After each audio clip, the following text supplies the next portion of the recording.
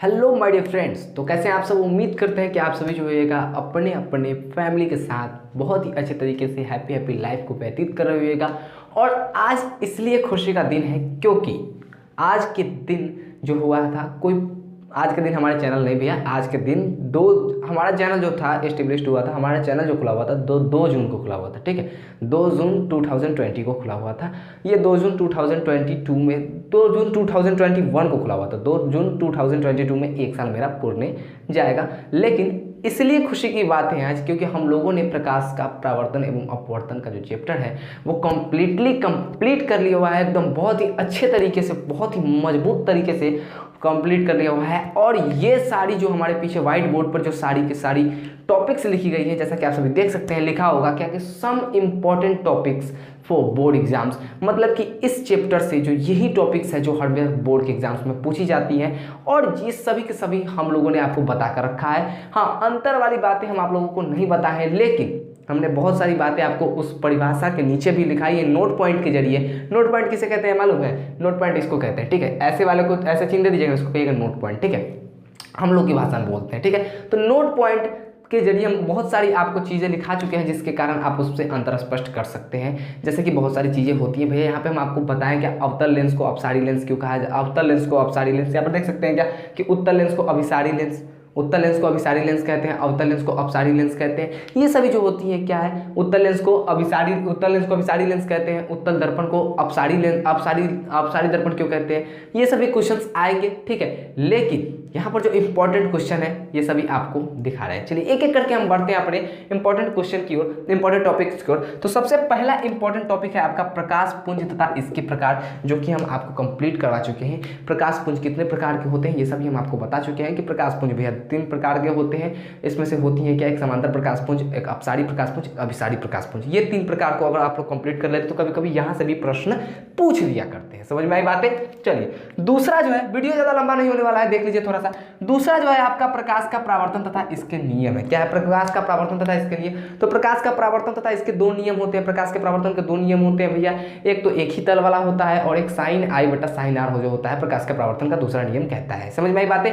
तो ये भी हमारे वीडियोस में है। अगर आपको इसमें से कोई भी टॉपिक जानना हो तो हमारे चैनल के इसी प्लेलिस्ट में जाइए, हमारे चैनल में जाइए और चैनल पर जाकर देखिएगा, वीडियो का प्लेलिस्ट होगा प्रकाश के प्रावर्तन एवं अपवर्तन नाम से। उसी में बहुत सारी आपको वीडियोस मिल जाएंगी, बहुत सारी नहीं, कुल मिलाकर 21 वीडियोस मिलेंगी।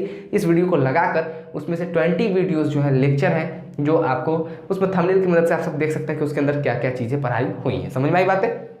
चलिए, तो परावर्तन तथा इसके नियम के बारे में भी आपको स्पष्ट रूप से हमने बता चुका है। अब यहाँ पर देखिएगा कि थर्ड बारी आती है प्रतिबिंब तथा उसके प्रकार के बारे में। तो आप सभी जान ही जानते हैं कि प्रतिबिंब जो क्या होती है भैया, कि किसी मुख्य मतलब किसी दर्पण के मुख्य अक्ष के समांतर आती प्रकाश की किरणें परावर्तन या फिर अपवर्तन के बाद दर्पण के जिस बिंदु पर मिलती है या फिर मिलती हुई प्रतीत होती है, दर्पण के प्रधान अक्ष के जिस बिंदु पर मिलती है या फिर मिलती हुई प्रतीत होती है, उस बिंदु को हम लोग क्या कहते हैं? प्रतिबिंब कहते हैं। प्रतिबिंब 2 प्रकार के होते हैं, एक वास्तविक एक काल्पनिक। जो वास्तविक कटानों से मिलकर बने होते हैं उसे वास्तविक प्रतिबिंब, जो काल्पनिक कटानों से मिलकर बने होते हैं उसे काल्पनिक प्रतिबिंब कहते हैं। बहुत सारे अंतर स्पष्ट भी आप लोग कर सकते हैं। ठीक है, तो ये हो गई प्रतिबिंब तथा उसके प्रकार। उसी प्रकार है नीचे उसके प्रतिबिंब के 2 प्रकार होते हैं, एक वास्तविक एक काल्पनिक। तो इन दोनों में अंतर स्पष्ट करना है। तो जैसे कि अभी हम बोले हैं क्या, प्रतिबिंब की परिभाषा लिख दीजिएगा कि यह जो है यह प्रतिबिंब, वास्तविक प्रतिबिंब जो है किरणों के काल्पनिक कटान से नहीं बनती है, वास्तविक कटान से बनती है। और काल्पनिक प्रतिबिंब जो है किरणों के वास्तविक कटान से नहीं बनती है, काल्पनिक कटान से बनती है। वास्तविक प्रतिबिंब को पर्दे पर प्राप्त किया जा सकता है, लेकिन काल्पनिक प्रतिबिंब को पर्दे पर प्राप्त नहीं किया जा सकता है। ऐसे हमारे वीडियोस के अगर देखिएगा ना तो वीडियोस के नीचे बहुत सारे नोट पॉइंट ऐसे लिखाए जा चुके हैं जो आपको क्या होगा, दोनों में बिल्कुल भैया अपोजिट है, तो उसको आप अंतर के लिए इस्तेमाल कर सकते हैं। समझ में आई बात है? चलिए यहाँ पर देख सकते हैं कि 1 2 3 4 हम लोगों ने कंप्लीट कर लूंगा। 5वां की बात करें तो अवतल दर्पण तथा उत्तल दर्पण में अंतर हो गया। तो अवतल दर्पण तथा उत्तल दर्पण में अंतर होगा ना, कि यहाँ पे बात होती है क्या कि अवतल दर्पण क्या होता है, उत्तल दर्पण क्या होता है। तो भैया जिस दर्पण की परावर्तक सतह धंसी होती है अवतल होता है, जिस दर्पण की परावर्तक सतह उभरी होती है उसे उत्तल दर्पण कहते हैं। आप सभी जैसा कि जानते भी है क्या कि उत्तल दर्पण को हम लोग कहते हैं क्या भैया, अपसारी दर्पण कहते हैं, और अवतल दर्पण को हम लोग कहते हैं अभिसारी दर्पण। ये सभी बातें स्पष्ट हो चुकी है, ये दूसरा नाम है। आप सभी चाहे तो क्या कर सकते हैं भैया कि आप लोग ये बहुत सारी क्या है कि भैया इसकी फोकस के बारे में आप लोग जान सकते हैं कि उत्तल लेंस की फोकस क्या होती है, ऋणात्मक होती है कि धनात्मक होती है, अवतल लेंस की फोकस ऋणात्मक होती है कि धनात्मक होती है, सारी बातें अगर इसी वीडियो में बता देंगे तो आप लोग वीडियो देखिएगा नहीं। चलिए जाकर प्लेलिस्ट में देखिए अच्छे बच्चों की तरह, समझ में आई बात है। चलिए तो उत्तल दर्पण ऐसे हम बता देते हैं कि उसको जानने का सबसे अच्छा तरीका, अगर कभी माइंड से मिस्टेक से अगर भूल जाते हैं तो एक दर्पण बनाइएगा, कुछ गोलीय दर्पण इस टाइप का। अगर आपको उत्तल दर्पण की फोकस जांचनी है तो ये देखिए, ये आपका होता है वक्रता केंद्र और फोकस होता है कुछ यहाँ पे, और ये एक होता है वक्रता केंद्र और ये होता है फोकस इसके लिए। तो जिसकी परावर्तक सतह उभरी होती है तो इसकी परावर्तक सतह उभरी है भैया, तो देखिएगा क्या कि परावर्तक सतह उभरी है तो इसकी जो उत्तल दर्पण की जो होती है क्या होती है, उत्तल दर्पण की जो फोकस होती है वो कहीं ना कहीं क्या होगी, ये भैया इसकी जो होती है आपतित किरण की दिशा में होती है, इसलिए इसकी फोकस धनात्मक होती है। अवतल दर्पण की जो है आपतित किरण इधर होती है लेकिन इसकी फोकस कुछ यहाँ पे होती है। अवतल दर्पण की जो होती है इसकी फोकस कुछ यहाँ पे होती है, तो इसको नापने के लिए इसको बैक में आना पड़ता है, इसलिए अवतल दर्पण की जो फोकस होती है क्या होती है भैया, वो ऋणात्मक होती है। ठीक है, फोकस ऋणात्मक होती है। ये सभी स्पष्ट रूप से बातें हैं, ये सभी आप लोग को क्लियर करना है तो आप लोग मेरे पीछे के वीडियो जाकर देख सकते हैं। ठीक है, तो अवतल दर्पण तथा उत्तल दर्पण द्वारा प्रतिबिंब, देखिए अवतल दर्पण तथा उत्तल दर्पण में अंतर स्पष्ट कर लिए। दर्पण का मुख्य फोकस की परिभाषा, तो दर्पण के मुख्य फोकस की परिभाषा ये होती है क्या कि किसी भी दर्पण मतलब अवतल या उत्तल दर्पण किसी गोलीय दर्पण के मुख्य अक्ष के समांतर आती प्रकाश की किरणें परावर्तन के बाद दर्पण के मुख्य अक्ष के जिस बिंदु पर मिलती है या फिर मिलती हुई प्रतीत होती है उसे हम लोग क्या कहते हैं भैया, दर्पण का क्या कहते हैं भैया, उत्तल दर्पण या फिर अवतल दर्पण की गोलीय दर्पण का मुख्य फोकस कहते हैं। ठीक है, तो ये हो गई बातें। यहाँ पे अवतल दर्पण तथा उत्तल दर्पण द्वारा बने प्रतिबिंब, इसका किरण आरेख खींचकर बहुत ही डिटेल्स में समझाए हैं, आप लोग कभी भूल नहीं पाइएगा, वैसा समझाया है। ठीक है, तो आप लोग अगर पीछे का वीडियोस नहीं देखे तो जाइए पीछे के वीडियोस में देखिए, ये भी है। ठीक है, एक और इंपॉर्टेंट है यहाँ पे अवतल दर्पण तथा उत्तल दर्पण के उपयोग को भी पढ़ लीजिएगा कि उत्तल दर्पण का उपयोग साइड मिरर के रूप में होता है, अवतल दर्पण का उपयोग जो होता है दाढ़ी बढ़ाने में होता है। ये भी क्वेश्चन एक टॉपिक छूट गया है, लिख लीजिएगा क्या कि उसमें कि अवतल दर्पण का उपयोग दाढ़ी बनाने में क्यों होता है, तो ये बात हम वहाँ पे जाके पीछे के वीडियोस में बताया। आप लोग जब हम अवतल दर्पण और उत्तल दर्पण पढ़ा रहे थे, आप लोग जाकर देखिए वहाँ पर तो आपको मिल जाएंगी। ठीक है, चलिए उत्तल दर्पण में उत्तल, उसके बाद हो गया आवर्धन। आवर्धन जो है भैया ये भी बहुत ही इंपॉर्टेंट रहती है। क्या होती है आवर्धन जो होती है, ये भी कहीं ना कहीं बहुत ही इंपॉर्टेंट होती है। ठीक है, यहाँ से भी क्वेश्चंस आते हैं। ठीक है, आवर्धन ज्ञात करने के भी कभी कभी क्वेश्चंस आते हैं। ठीक है, चलिए उसके बाद आता है प्रकाश का अपवर्तन तथा इसके नियम। क्या होती है, प्रकाश के अपवर्तन तथा इसके नियम होती है।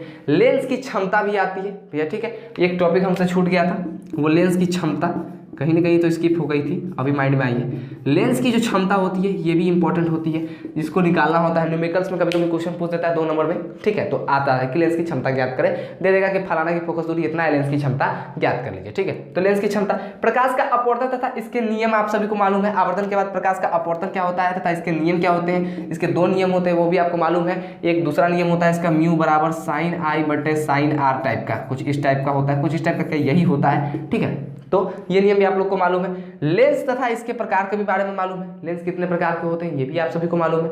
ठीक है, उसके बाद जो आती है उत्तल लेंस तथा अवतल लेंस में अंतर। तो जब हम पढ़ा रहे थे तो उत्तल लेंस और अवतल लेंस का स्पेशल वीडियो तो नहीं बनाया है, लेकिन हाँ अगर आपको उत्तल लेंस अवतल लेंस या फिर उत्तल दर्पण अवतल दर्पण का अगर वीडियो देखना है उसमें अंतर वाला, तो हमारे प्लेलिस्ट में इसके लिए भी वीडियोस बना के रखी गई है।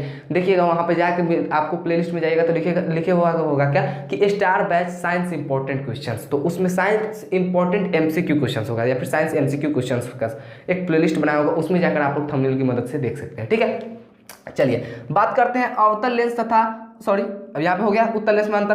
अब अवतल लेंस को अपसारी लेंस क्यों कहते हैं, ये भी हम आपको पीछे के वीडियोस में बताए हुए हैं जब अवतल लेंस पढ़ा रहे थे उसी वक्त। उत्तल लेंस को अभिसारी लेंस क्यों कहते हैं ये भी हम आपको बताए हुए हैं, और कहीं ना कहीं हमारे अंदाज यहाँ पे हम जो ये वीडियो है ये भी वीडियो आपको मिल जाएगी वही star batch 10th star batch science MCQ question वाले प्लेलिस्ट में मिल जाएगी, आप लोग प्लेलिस्ट में जाकर देख लीजिएगा। ये भी होगा, इसका अलग से क्वेश्चन हम बनाए हुए तो 35-26 क्वेश्चन है जो कि पूरे फिजिक्स से हम लोग ने छाट कर बनाया है, तो वो भी इंपॉर्टेंट क्वेश्चन होगी हमारे प्लेलिस्ट में। ठीक है, तो आप सभी जाकर देख सकते हैं।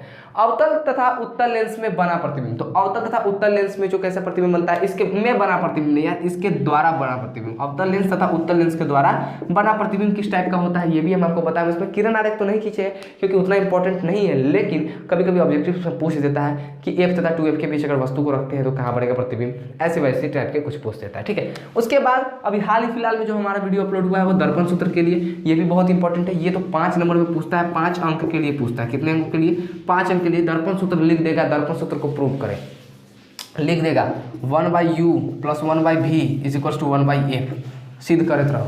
ठीक है, इसको 5 नंबर में पूछ देगा। लेंस सूत्र को भी पूछ देता है, इसी प्रकार पूछ देता है। लेंस सूत्र को भी अभी हम लोगों ने डिफाइन किया है, ठीक है, तो उसको भी इससे एक मतलब इससे पहले वाले वीडियो में लेंस सूत्र ही था, सबसे आखिरी वीडियो जो था लेक्चर नंबर 20 में हम लोग लेंस सूत्र के बारे में डिस्कस किए, ठीक है। तो यहाँ पे हो गया लेंस की क्षमता के बारे में।